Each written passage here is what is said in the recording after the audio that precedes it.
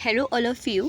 In last lecture पे हमने discuss किया था इलेक्ट्रिक डाइपोल क्या है, आपके पास वैद्युत द्विध्रुव क्या होता है और इलेक्ट्रिक डाइपोल का मोमेंट क्या होता है, यानी कि आघूर्ण क्या है। ठीक है, इसके बाद हमने डिस्कस ये किया था कि जो डाइपोल की जो यूनिट है वो आपके पास क्या होती है, यानी कि कूलम मीटर, और इसकी डायमेंशन आपने फाइंड करी थी LTA।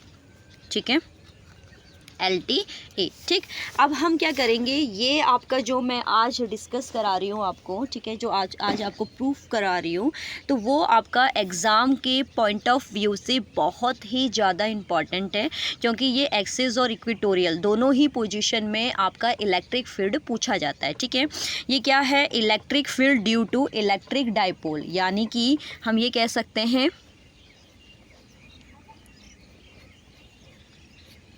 वैद्युत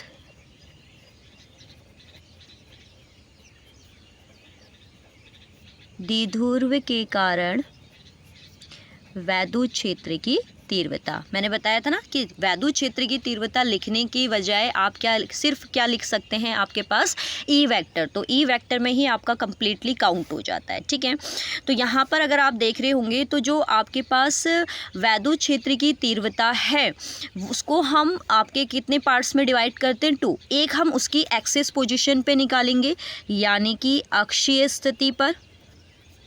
ठीक है, अक्षीय स्थिति पर, और एक हम क्या करेंगे, उसकी इक्वेटोरियल पोजीशन पे निकालेंगे, जिसे बोला जाता है निरक्षीय स्थिति। हिंदी में बहुत सारे नाम हैं इनके। ठीक है, निरक्षीय स्थिति। ठीक, या हम इसको एक नेम से और जानते हैं, क्या नेम है वो, विषुवत स्थिति। विषुवत स्थिति। ठीक है, तो ये दोनों ही पोजीशन पे हमारा क्या होता है, इलेक्ट्रिक फील्ड को फाइंड करने के लिए आपके एग्जाम में आता है। ठीक, तो वैद्युत द्विध्रुव के कारण वैद्युत क्षेत्र की तीव्रता अक्षीय स्थिति पर और निरक्षीय स्थिति पर। तो आज के लेक्चर में हम क्या करेंगे, एक्सिस पोजीशन पे फाइंड करेंगे, यानी कि अक्षीय स्थिति पर हम फाइंड आउट करने की कोशिश करेंगे। ठीक है, तो बढ़ते हैं हम यहाँ पर, आप देख रहे होंगे एक्सिस पोजीशन। ठीक है, थोड़ा सा हम लैंग्वेज देख लेते हैं, उसके बाद आपको मैं डायग्राम के अकॉर्डिंग अच्छे से समझाऊंगी, जिससे आपको क्या हो, प्रॉब्लम ना हो। ठीक है, तो यहाँ पर अगर हम देखें तो यहाँ पर आपको दिया गया है क्या, कि suppose an electric dipole AB। आपने एक इलेक्ट्रिक डाइपोल AB लेना है, made up of 2 charges of -Q and +Q। एक इलेक्ट्रिक डाइपोल लेना है आपने, वैद्युत द्विध्रुव लेना है, वैद्युत द्विध्रुव AB लेना है, जो और कौन से चार्जेस हो वहाँ पर, -Q हो और +Q कूलम चार्ज हो, having a small distance 2L, और उन दोनों को आपने प्लेस करना है स्मॉल डिस्टेंस 2L पे। क्योंकि मैंने आपको लास्ट लेक्चर में बताया था कि जो इलेक्ट्रिक डाइपोल में वैद्युत द्विध्रुव में जो आपका आवेश होते हैं, उन दोनों के बीच की पर्टिकुलर डिस्टेंस जो आप रखते हो, पर्टिकुलर डिस्टेंस कितनी रखते हो आप, 2L रखते हो। क्लियर है। इसके बाद बोला गया है between them is situated in vacuum और एयर। ये आप ले सकते हैं, यहाँ पर जब हम कांस्टेंट फाइंड करेंगे तो उस कांस्टेंट में K की वैल्यू हम 1 रख देंगे। ठीक है, late P be a point on the axis at a distance r metre from the midpoint O of the dipole। फिर हमने एक पॉइंट P लेट करना है जो आपका मिड पॉइंट से r डिस्टेंस पे प्लेस किया गया हो, और इसी पॉइंट पे हम क्या निकालेंगे, उसकी एक्सिस पोजीशन पे total intensity of electric field को फाइंड करेंगे। क्लियर है। तो आई होप आपको ये लैंग्वेज तो समझ में आ गई होगी कि एक वैद्युत द्विध्रुव AB है, जिससे पे आपका क्या है, -Q और +Q चार्ज रखा गया है, जिनके बीच की एक स्मॉल डिस्टेंस 2L है, और इन्हें r मीटर की दूरी पर एक हमने पॉइंट लेट किया है P, जहाँ पर हमने E वेक्टर फाइंड करना है। ठीक है, तो ये तो लैंग्वेज है, क्योंकि हमें पता है फिज़िक्स में अगर आपके पास प्रूफ आया है, याद रखना, डेरिवेशन अगर आपके पास आया है, तो उस डेरिवेशन के लिए हमें क्या करना होता है, उस डेरिवेशन के लिए आपको पहले लैंग्वेज लिखनी होती है, फिर डायग्राम ड्रॉ करना होता है, उसके बाद आप उसके प्रूफ में पहुंचते हैं। क्लियर है। तो बढ़ते हैं, जैसा जैसा इसने कहा है वैसे वैसे पहले इसको हम प्लेस कर देते हैं। ठीक है, तो यहाँ पर हम ये देखेंगे, ठीक है। फिगर जिस बच्चे को समझ में आ गया वो ईजिली कर लेगा, तो मैं इसलिए इसको फिगर को काफ़ी ज़्यादा बड़ा ड्रॉ कर रही हूँ, ठीक है। तो मैंने ये ले लिया एक एक्स या एक्सेस पोजीशन कही है, तो याद रखना बहुत सी बुकों में आप डायरेक्टली एक लाइन मान के इसको कर सकते हैं, बट मैं यहाँ पर आपका लाइन ड्रॉ करके नहीं बता रही हूँ, मैं डायग्राम के अकॉर्डिंग बता रही हूँ, ठीक है, जो हमारा बेसिकली डायग्राम होता है। तो अब यहाँ पर ध्यान से अगर आप देखें तो यहाँ पर हमारे पास क्या है, ये हमें पता है, ये आपका क्या होता है, ओरिजिन होता है, यानी कि जिसे आप क्या कहते हैं, जो और ओरिजिन है, ठीक है। इसके बाद हमारे पास क्या है, यहाँ पर मैंने ध्यान से देखना, यहाँ पर मैंने एक इलेक्ट्रिक माना, हमारे पास क्या है, एक अक्ष है, ये एक्स एक्सिस हो गया और ये हो गया हमारे पास वाई एक्सिस, ठीक है। फिगर डायग्राम जिसको समझ में आ गया वो इजीली इस प्रूफिंग को कर लेगा। फिर मैंने एक डाइपोल को इस तरीके से इस अक्ष पे अरेंज किया है। डाइपोल क्या लेना है आपने, ए बी, ठीक है, क्योंकि हमने डाइपोल पढ़ा है ना, कुछ इस टाइप का डायग्राम होता है, यहाँ माइनस क्यू होता है, ये प्लस क्यू होता है और इन दोनों के बीच की एक स्मॉल डिस्टेंस होती है 2l। तो हमने क्या करा, एक डाइपोल ए बी को इस तरीके से अरेंज करा कि इस डाइपोल का जो सेंटर है वो अक्ष का सेंटर है, यानी कि ओरिजिन है, यानी कि बीचों बीच में रखा है। फिर हमें ये पता है कि इनके बीच की स्मॉल डिस्टेंस 2l होती है, तो हमने सेंटर से ये डिस्टेंस कितनी हो जाएगी आपके पास, सेंटर से ये डिस्टेंस हो जाएगी 2l, और यहाँ भी आपकी ये डिस्टेंस सॉरी l, और ये हो जाएगी l, क्योंकि बीचों बीच में रखा है, दोनों के बीच की 2l डिस्टेंस होती है, तो हाफ हाफ हो जाएगी l और l। तो सेंटर से a की डिस्टेंस है l, इस सेंटर o ले लेते हैं, और b की भी डिस्टेंस कितनी हो गई l। फिर मैंने वहाँ पर आपको ये बताया था कि जो आपके पास आप चार्ज को प्लेस करोगे, ठीक है, चार्ज को जो प्लेस करोगे तो उस कैटेगरी में आपको क्या रखना है, ऑलवेज माइनस क्यू चार्ज को फर्स्ट पे रखना है और प्लस क्यू चार्ज को बाद, क्योंकि डाइपोल की डायरेक्शन होती है माइनस टू प्लस। क्लियर है, इतना फिगर समझ में आया। क्या करा हमने कि एक सपोज हमारे पास एक अक्ष है, एक एक्सिस ले लिया आपने, एक्स एक्सिस और वाई एक्सिस, इसमें डाइपोल को इस तरीके से अरेंज किया है कि डाइपोल का जो सेंटर है वो आपका क्या है, इस अक्ष का या एक्सिस का भी क्या है, ओरिजिन है। क्लियर। इसके बाद हमें पता है कि डाइपोल के बीच की जो डिस्टेंस होती है, स्मॉलेस्ट डिस्टेंस, वो होती है 2l। तो हमने ये l हो गई और ये l, क्योंकि हाफ हो जाएगी। इसके बाद हमने a पॉइंट पे माइनस क्यू चार्ज को प्लेस किया, b पॉइंट पे प्लस क्यू। जैसा मैं आपका लैंग्वेज बोल रही हूँ, आप ये लैंग्वेज भी आप लिख सकते हैं। लैंग्वेज आपने फिगर के अकॉर्डिंग ही आपने लिखनी होती है, ठीक है। इसके बाद हमें किसी न किसी पॉइंट पे तो फाइंड करना है, तो मैंने वो पॉइंट क्या करा, आपसे कहा गया था, अभी अगर आपने लैंग्वेज सही से पढ़ी होगी तो सेंटर से r मीटर की डिस्टेंस पे मैंने एक पॉइंट ले लिया, क्या, P, ठीक है। इसी पॉइंट पे आपने क्या करना है, इलेक्ट्रिक फील्ड को फाइंड करना है। क्लियर है, ठीक। तो अब हम ये देखेंगे, क्योंकि हमें जब अगर हम इलेक्ट्रिक फील्ड की बात करें इंटेंसिटी की, तो हमने लेक्चर्स में प्रीवियस लेक्चर में पढ़ा है कि इंटेंसिटी ऑफ इलेक्ट्रिक फील्ड होता है 1/4 pi epsilon naught q over are square. तो आपके पास चार्ज तो मिल गया, लेकिन आर डिस्टेंस क्या होती है, उस पॉइंट से आपके सेंटर की पर्टिकुलर डिस्टेंस। तो हम क्या करेंगे, देखो, अगर अब ये डिस्टेंस निकालना बहुत ही ज़्यादा आपका क्या है, इंपॉर्टेंट है, ठीक है। देखो मैं डिस्टेंस को फाइंड कर रही हूँ, अगर मैं यहाँ से क्योंकि ये इफेक्ट डालेगा इस पॉइंट पे, तो माइनस क्यू चार्ज के अकॉर्डिंग या के कारण P पर इंटेंसिटी ऑफ इलेक्ट्रिक फील्ड, यानी कि वैद्युत क्षेत्र की तीव्रता कितनी होगी। तो यहाँ से यहाँ तक की डिस्टेंस अगर हम देखें तो देखो A से सेंटर के बीच की डिस्टेंस कितनी है, L। क्लियर है, और सेंटर से इस पॉइंट की डिस्टेंस कितनी है, r। तो बेसिकली इस पॉइंट A पॉइंट के लिए जो डिस्टेंस हो जाएगी वो हो जाएगी r प्लस l। क्लियर है, ठीक। अब हमें पता है कि प्लस क्यू चार्ज के कारण इस पे इंटेंसिटी जो निकालनी है हमें, ठीक है, वैद्युत क्षेत्र की तीव्रता। तो देखिए इसके इफेक्ट, इन दोनों के बीच की डिस्टेंस हमें फाइंड करनी है। तो देखिए यहाँ से यहाँ तक की डिस्टेंस कितनी है आपकी, r है, ठीक है। अगर मैं इस पूरे r डिस्टेंस में से ये वाले पोर्शन को माइनस कर दूं, ठीक है, यानी कि ये पूरा आपके पास r है, अगर मैं इस पोर्शन को माइनस कर दूं, तो इस पोर्शन को माइनस करने पर ये वाली डिस्टेंस मेरे पास आ रही है। तो इसका मतलब चार्ज B के लिए जो डिस्टेंस होगी वो होगी r माइनस l। क्लियर है, तो आई होप यहाँ तक तो आपको समझ में आ गया होगा।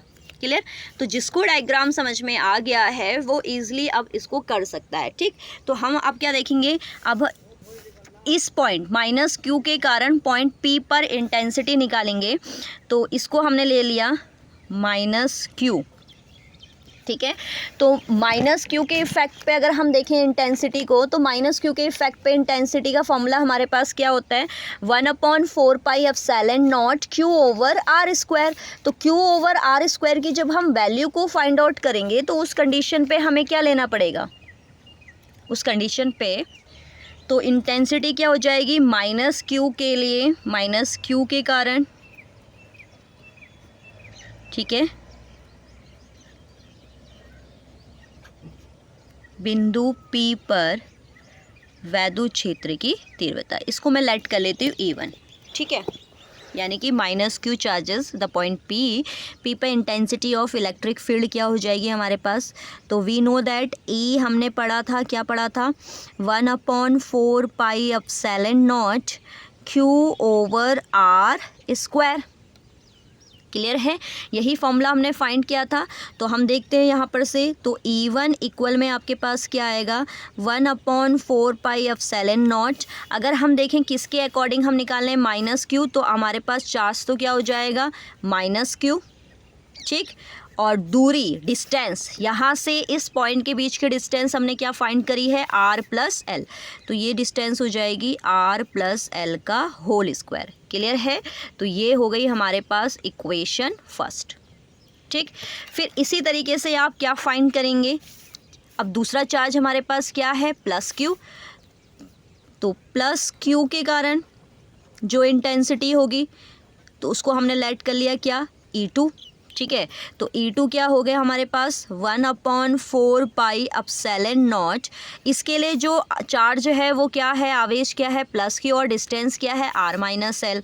तो ये हो गया प्लस क्यू एंड डिस्टेंस हो गई हमारे पास r - l का होल स्क्वायर, क्योंकि r का स्क्वायर होता है, क्लियर है। ये हमारे पास आ जाएगी इक्वेशन सेकेंड, ठीक। तो आई होप यहाँ तक तो आपको समझ में आ गया होगा। माइनस क्यू चार्ज के इफेक्ट में हमने इंटेंसिटी देख ली, ये रिएक्शन है, सॉरी ये इक्वेशन है, और प्लस क्यू के लिए हमारे पास 1/4πε0 क्यू ओवर आर। अब हम क्या करेंगे, इस पॉइंट पे टोटल इंटेंसिटी निकालेंगे। तो टोटल इंटेंसिटी क्या होगी, sum of equation first and second, क्या होगी, sum of equation first and second, ठीक है। तो इनका सम करते हैं। तो टोटल इंटेंसिटी जो होगी उसको हमने ले लिया कैपिटल E। तो कैपिटल E इक्वल में आपके पास क्या आ जाएगा, सॉरी इसको देते हैं E1 + E2, क्लियर है। तो यहाँ से E इक्वल में क्या आएगा, अब ध्यान से सुनिएगा, E1 की जो वैल्यू है वो माइनस में है और E2 की प्लस में। अगर हम ध्यान से देखें तो E1 जो है माइनस क्यू चार्ज के इफेक्ट में था, तो ये माइनस में है, और E2 की वैल्यू किस में है, प्लस में है।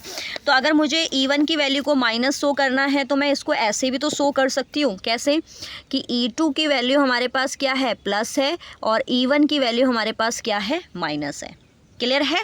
अब हम इसको आगे प्रूफ करते हैं वैल्यू को प्लेस करके, ध्यान से देखना इस प्रूफिंग को, ठीक है, क्योंकि 3 मार्क्स में आती है आपके एग्जाम में।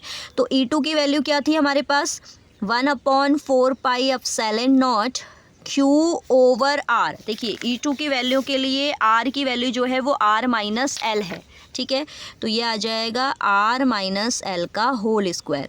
बीच में आपके पास क्या है, माइनस है, क्योंकि ये माइनस की वैल्यू है। अब ध्यान से सुनिएगा, इस माइनस को मैंने मिड में ले लिया है, तो आप अगेन माइनस आपका नहीं राइट करोगे, ठीक है। तो E1 की वैल्यू के लिए डिस्टेंस क्या है, r + l। तो ये हो गया 1/4πε0 क्यू ओवर r + l का होल स्क्वायर, क्लियर है। आई होप यहाँ तक तो आपको समझ में आया होगा। अब सिर्फ और सिर्फ क्या है, कैलकुलेशन है, ठीक है। इसको हम देख लीजिए, ड्रॉ देख लीजिए, इसको मैं अब हटा रही हूँ इस पेज को, ठीक है। तो अब यहाँ से हम कंटिन्यूस प्रूफिंग को आगे बढ़ाएंगे। तो यहाँ पर हमारे पास क्या हो गया, E। अगर इसको आप ध्यान से देखिए तो दोनों में Q कॉमन है और 1/4πε0 भी कॉमन है। तो 1/4πε0 Q, इसको मैंने कॉमन की फॉर्म में बाहर निकाल दिया, ठीक। यहाँ पर आपके पास क्या बचा, r - l का होल स्क्वायर, और ये आपके पास आ गया r + l का होल स्क्वायर, क्लियर है, ठीक। इसके बाद हम इसको अगर सॉल्व करें आगे तो E equal Q over 4 pi epsilon naught, then यहाँ हम क्या करेंगे, एलसीएम लेंगे। और एलसीएम में आपको पता है कि जब आपके पास डिफरेंट आपके नंबर्स हों तो दोनों आप राइट करते हैं, तो मैंने दोनों ले लिया, आर माइनस एल भी और आर प्लस एल भी, तो ये हो गया। देन क्रॉस मल्टीप्लाई से एलसीएम लेना सभी बच्चों को आता होगा, ठीक है, तो ये हो गया square and then r minus l का होल स्क्वायर। क्लियर है? तो यहाँ तक तो आपको समझ में आ गया होगा, ठीक।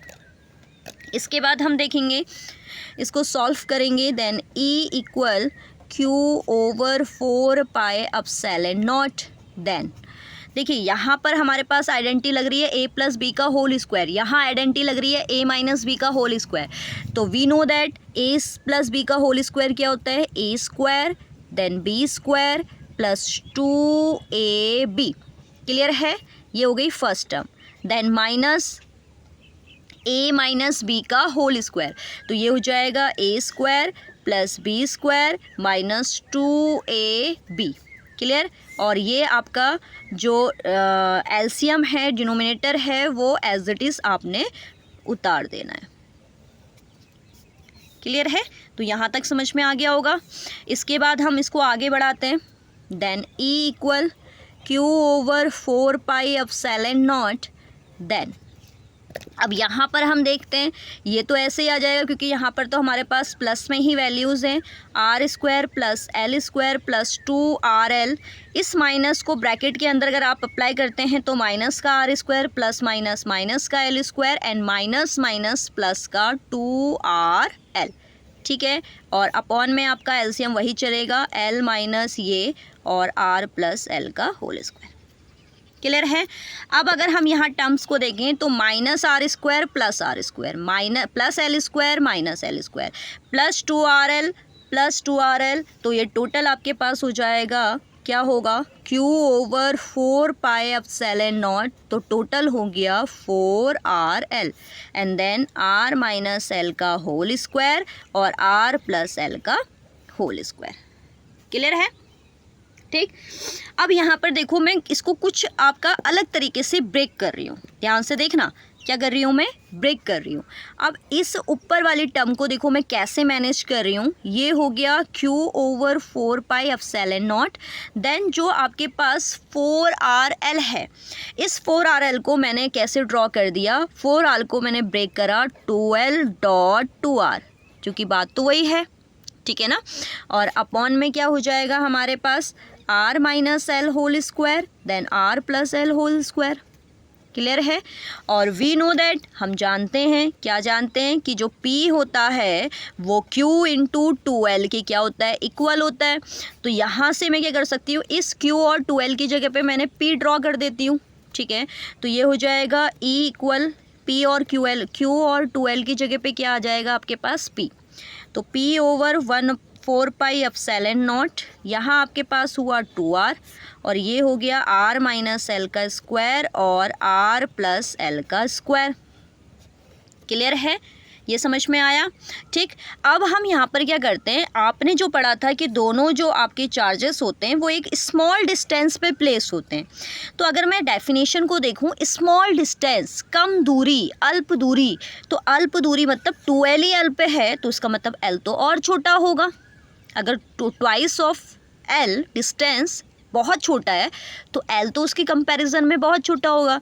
और अगर मैं इन दोनों में कंपेयर करूँ R और L में, तो R तो एक पर्टिकुलर डिस्टेंस आई थी मेरी डायग्राम के अकॉर्डिंग, ठीक है। R क्या आई थी, एक बहुत बड़ी डिस्टेंस थी कंपैरिजन टू दिस।